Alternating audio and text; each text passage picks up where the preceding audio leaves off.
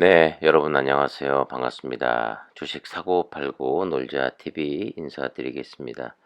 지금 시간은요, 이제 토요일에서 일요일로 넘어가는 일요일 새벽 4시가 넘어가고 있는 시간입니다. 잠도 안 오고, 네, 뭐 잠 안 오는 이유는 명확하지요. 시즌 때문에 그렇습니다. 네. 뭐 저뿐만 아니라 많은 분들이 최근 뭐 한 1년 동안 비중이 좀 어느 정도 되시는 분들은 시즌 때문에 굉장히 골머리 썩고 잠도 잘 못 자고 걱정이 이만저만이 아니실 텐데, 어느 정도 손절 라인을 잘 지키지 못했던 뭐 제 자신을 뭐 탓해야지 누구를 탓하겠습니까? 네.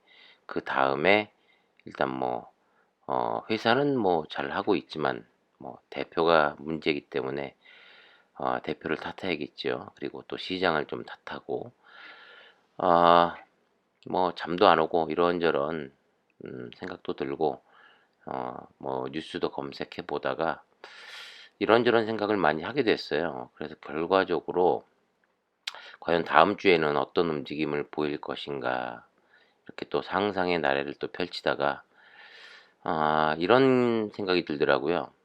결과적으로 호재도 있고 그 속에 또 악재도 있고, 과연 주가는 뭐 갑자기 뭐 급등하는 그런 패턴은 만들어지진 않겠구나. 또 공방 속에 결과적으로 이 박스권에 갇혀서 또 지지부진한 뭐 상승과 하락을 반복하는 이런 패턴 만들어지지 않을까. 하지만 지난주에는 수급이 좀 좋았죠. 네, 그 이야기를 좀 해볼까 합니다. 일단 금요일 날 끝난 미국장은 다우는 빠졌고 나스닥은 상승, 또 S&P 500은 하락하는 그런 모습. 아무래도 기술주 위주로 상승을 했기 때문에 뭐 우리나라에서도 마찬가지로 뭐 메타버스, 기술주, 게임주 계속해서 그 상승의 장세가 그런 섹터들로 좀 만들어지지 않을까. 그리고 전체적으로 오른다기보다는 순환매가 어, 이 계속되지 않을까, 뭐 이런 생각이 좀 들었습니다. 그리고 이 영상을 통해서 좀 말씀을 드리고 싶은 것은, 저는 뭐 8만 원대, 7만 원대 계속해서 흘러내리면서 저는 CGN의 주식을 지금 사야 된다 이렇게 이야기한 적이 없습니다. 추세가 전환이 되지도 못하고 있고, 그리고 여러 가지 뭐 공시나 그다음에 이 사측의 반응을 통해서 이 주식이 과연 지금부터 탄력을 받고 올라갈 수 있는 것이냐, 그런 생각이 안 들었어요. 그리고 무엇보다도 시장에서의 평가, 제가 누누이 말씀드립니다만 시장을 이기려고 하면 안 됩니다. 네. 우리야 시젠을 보유하고 있고 시젠을 뭐 어쨌든 간에 뭐 수익이 났건 물려 있건 간에 주주로서 당연히 뭐 좋은 모습만 보려고 하겠죠. 하지만 시장에서의 평가를 우리 개인 주주들이 그것을 이길 수가 없습니다. 그것은 또 인정을 해야 됩니다. 아무리 좋은 주식이라고 해도 시장에서 관심을 두지 않고 수급이 몰려들지 않으면 상승을 할 수가 없어요. 그렇기 때문에 가끔 가다가 이 메시지로 뭐 지금 시즌을 더 매수해도 될까요?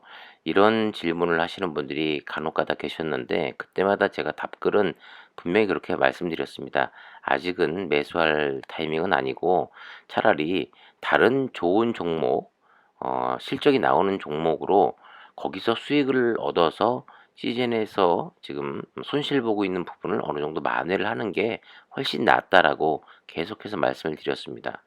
장기 투자할 수 있는 종목인가? 비중이 자기 자산의 10% 내외, 5% 내외라고 하면 저는 충분히 뭐 그 정도 금액이야 승부를 볼 만하다 이렇게 생각하고 있습니다. 지금도. 하지만 비중이 저처럼 뭐 50%, 60% 이렇게 넘어가시는 분들은 그 많은 비중을 가지고 장기 투자할 수 있는 종목은 아니라는 점을 다시 한번 말씀드리고 싶고, 그 이유는 명확합니다. 1년 넘게 지지부진한 모습을 보이고 있는 M&A 관련, 그리고 최근 ESG D 등급 평가 관련, 코스피 이전 관련 이 여러 가지 일련의 일들을 처리하는 모습을 봤을 때 그 '큰 돈을 투자하면서 장기 투자할 수 있는 종목은 아니다.'라는 제 나름대로의 저만의 결론이기 때문에 그렇기 때문에 여러분들도 저랑 똑같이 생각해라. 절대 그런 것은 아닙니다. 각자 판단하시면 되겠습니다.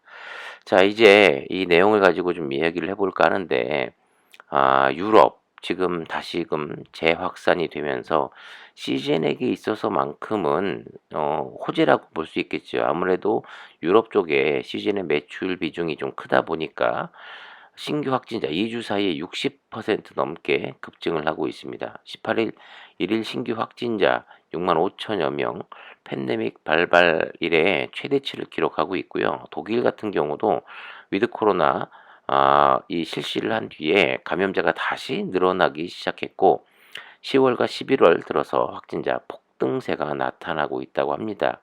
그런 와중에 금요일 날 다우 지수가 빠진 이유도 미국도 역시 마찬가지로 7만 명, 8만 명대에서 계속해서 9만 명, 또 지금 표를 보시면 아시겠습니다만 12만 8천 명 이상이 지금 다시금 나오고 있고 확산세가 다시 부각되면서 증시에는 다시금 뭐 재봉쇄를 해야 되는 거 아니냐, 여러 가지 코로나 상황에 우려 섞인 목소리가 나오면서 증시가 또 출렁이고 있다.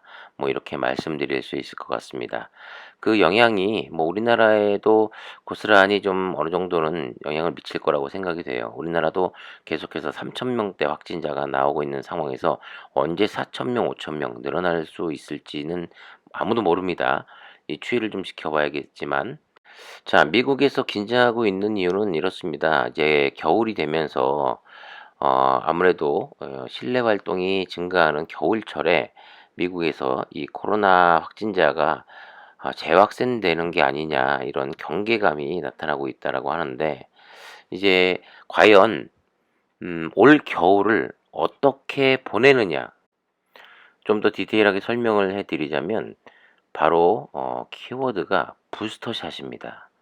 이 부스터샷을 얼마나 빨리 맞추느냐, 그리고 이제 내년 2월, 3월 되면 본격적인 치료제가 지금은 머크사와 파이자 두 곳에서 나왔지만 셀트리온도 있죠. 혈관으로 주입해서 치료받을 수 있는 치료제가 나와 있는데 세 곳에서 얼마나 더 많은 이 제약회사에서 치료제를 내놓느냐, 그리고 그 치료제의 효과가 얼마만큼이 만들어지느냐, 그리고 치료제를 맞고 완쾌한 후에 또 재감염이 얼마만큼 일어나느냐에 따라서 이 CGN의 주가가 또 내년에도 홀대를 받을지 아니면 다시금 재차 우상향하는 모습을 보일지 아주 중대한 기로에 서 있다고 생각이 됩니다. 최근 들어서 다시금 뭐 4만 원대 저점을 두 번이나 쌍바닥 확인을 한 후에 재차 지난주 같은 경우 한 10% 가량 상승이 올라왔었는데, 그 이유는 제가 볼 때는 뭐 국내 위드 코로나로 인해서 확진자가 다시금 늘고 있고, 또 유럽이나 이런 다른 여타 국가에서 위드 코로나 실시하는 나라 가운데서는 대부분이 확진자가 증가하는 추세에 있습니다. 사실 예전 같으면 뭐 다시금 확진자가 이렇게 많이 증가하는 추세라면은 더 높은 탄력을 보였어야 되는데 그렇지는 못했던 그런 한 주였던 것 같아요. 그런데 관건은 지금 아무래도 위드 코로나를 실시하면서 확진자 늘고 있기 때문에 우리나라에서도 부스터샷 60대는 그 기간을 뭐 6개월에서 5개월, 또 어떤 연령대는 뭐 4개월로 단축한다, 이런 이야기가 계속해서 나오고 있고, 우리나라뿐만 아니라 지금 다른 외국에서도 이 부스터샷에 대한 필요성, 그리고 부스터샷이 과연 얼마만큼 효과가 있는지, 그거에 대한 효과가 증명이 된 데이터들이 속속 나오고 있는 상황입니다. 자, 다시 한번 정리를 해보자면 작년에 코로나로 인해서 상당한 수혜를 봤죠, 시젠이.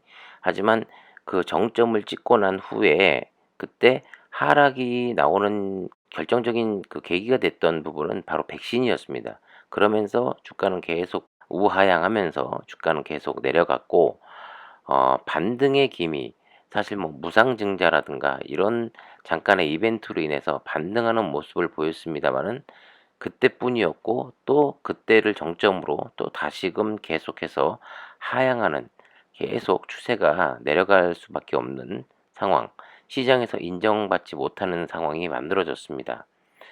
SD 같은 경우는 작년보다도 매출이 뭐 50%, 영업이익이 뭐 40%, 50%가 역시 그 증가하는 그런 모습을 보이고 있기 때문에 주가가 크게 망가지지도 않았고, 어느 정도 조금 내려갔다가 다시 지금 어느 정도는 이제 복원하는 그런 모습을 보여주고 있습니다만은, 시젠 같은 경우는 작년 매출에 비해서 올해 매출 예상하기로는 한 작년보다 한 5에서 10% 정도 더 매출은 증가할 것으로 보입니다만은, 뭐 여러 가지 R&D 투자라든가 뭐 인력을 늘렸다든가 판관비가 많이 증가함에 따라서 영업이익 쪽이 감소하는 그런 모습을 보이고 있습니다.